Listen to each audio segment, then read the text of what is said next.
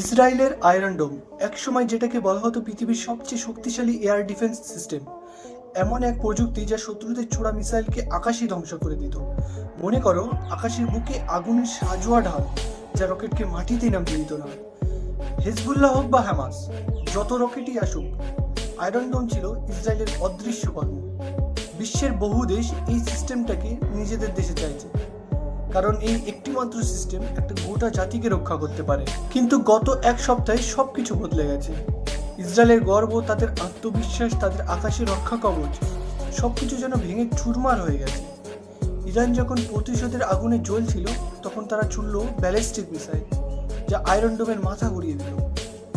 যে সিস্টেমে 90% সাফল্যের রেট ছিল, আজ সেটা নেমে এলো 65%-এর নিচে। সিস্টেমের উপর আস্থা যেন এক মুহূর্তেই গলে গেল। আজ ইসরায়েলের আকাশে আতঙ্ক, লোকজন ঘর থেকে বেরোতে ভয় পাচ্ছে। সাইরেন বাজারে শিশু থেকে বৃদ্ধ সবাই ছুটছে বাংকারে। আয়রন ডোম এখন আর ভরসা নয়, বরং একটা প্রশ্ন চিহ্ন।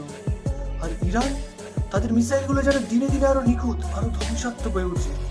এটা শুধু একটা যুদ্ধ নয়, এটা একেবারে একটা প্রযুক্তির উপরে চপেটাঘাত। আয়রন ডোম কি শেষ হয়ে গেল, নাকি ইসরায়েল আবার ঘরে ফিরবে আগের মতো?